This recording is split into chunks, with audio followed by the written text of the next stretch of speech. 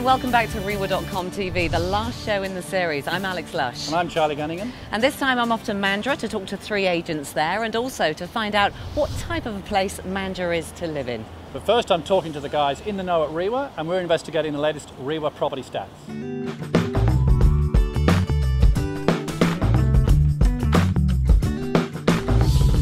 The latest Rewa property stats are in, and I've assembled David Airy, President of Rewa, and Stuart Darby, Director of Policy and Research, to analyse them. Now Stuart, starting with you, what do we say about the overall market? Well, just in very simple terms, basically we didn't see much in the way of additional turnover for the quarter, but we've seen a 2% decline in the median price, probably taking it around about down from 480 down to 465. Okay, David, can we look into these stats a bit more and unpack what other stories are in there? First home buyers seem to be coming back very strongly. In fact, without them it would have been a very dull and boring quarter, but that looks like a bit of a return, and they're good because they take away from the market. They don't add additional stock to the market. When you see first home buyers buying, that's generally a sign of recovery. Okay. Any more evidence there, Stuart, that the first home buyers are coming back into the market? Well, it's very apparent when we look at the distribution of sales activity that we're seeing a lot more property actually selling in the September quarter under the 450 price bracket. So that's, I think, is a really a key indicator that, yes, the first home buyer move is underway. Okay. Anything else coming out of the stats? This graph we've now got on the TV, what is that telling us, David? Well, I think it's showing that the buyers that are there are looking for houses that are closely priced to the median price range rather than expensive properties. It seems to us, analysing this, that if you're under $600,000, those properties are selling. The higher you get up in the marketplace, the slower it is to sell. And first home buyers are responsible for at least a quarter of these sales. Now, David, looking at this next graphic, what is this telling us about the multi-residential market? Yeah, sad the decline there with the multi-residential market. That's looking like investors have vanished. They're not around the marketplace, and that's sad. We hope they'll come back into it because there's some very good buyers out there. Okay, Stuart, so it looks like not much happened in the September quarter, but what about the October data?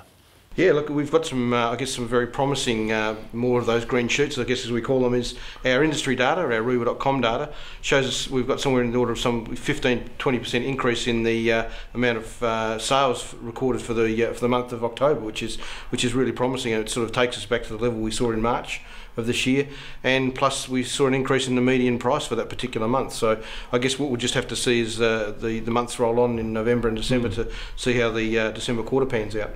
And the interest rate cut that was recently announced in November, also good news? Great news. That 0.25% will help people buy, on an average mortgage, by probably $50 a month. So that's encouraging news, and I think we're probably looking for 3 or 4 more. Okay. Thank you very much, gentlemen. Thank you.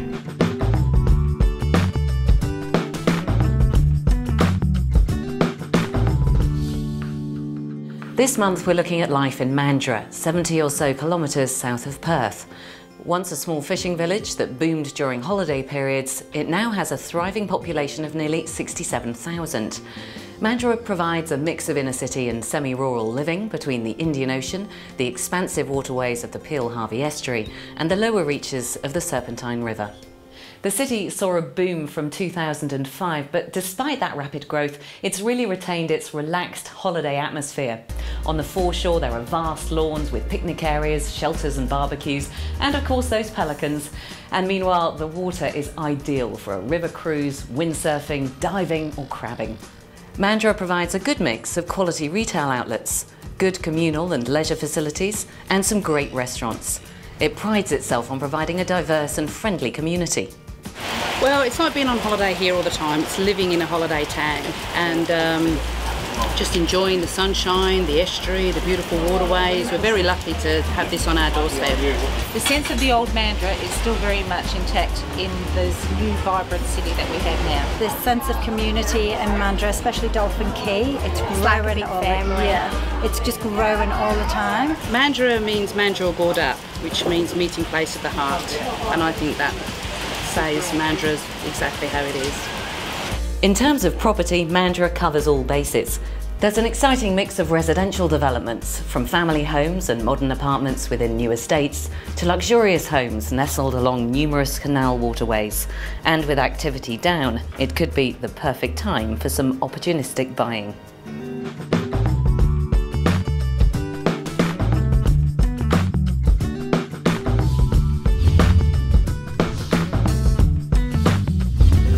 The Mandurah market, look, it appeals to, there's fly in, fly out people, young families, retirees. It appeals to a whole range of people down here, that's for sure. I think just, with our waterways and infrastructure now being on offer, I think it offers a whole lot. Well, I think the Mandurah market has an appeal at the moment for a wide range of people. Firstly, commuters, residents, full-time residents looking for an opportunity here to enjoy a beachside lifestyle at a very affordable price. First home buyers are right in the market here in Mandurah at the moment, and of course to be this close to the beach and waterways in Perth prices them out of the market.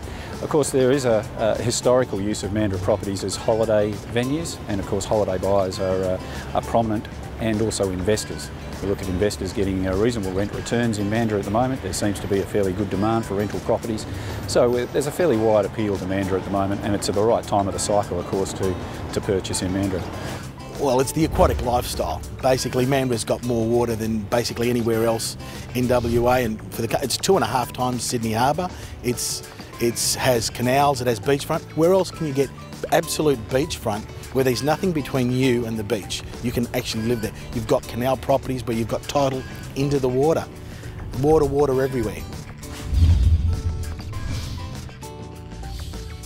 Yeah, the market at the moment is, the market is the market. It is a little bit flat. However, anything that represents value sells. Anything that doesn't, it just sits on the market. That's just the way it is. But I think everything at the moment offers good value down here, for sure. Oh, look, the market at the moment represents excellent opportunities for people to get in. It's at the right time of the cycle. We've seen Mandurah property prices skyrocket through the early part of this decade in 2005 and 2006, and now we're on the other side of that cycle. So it's a good opportunity for people to get in at the right time, and if you hold property over a long period of time, you'll always make money. It offers excellent buying because of the correction in the market. We've actually got a lot of people saying, hey, this represents good value. So with the correction that's come, it's now made it so much more affordable. House and land packages under $300,000. Well, look, the Mandurah market does tend to take a dip about a week or so before Christmas, and that's understandable at the time of the year. People are more focused on preparing the family get-together, presents and that type of thing.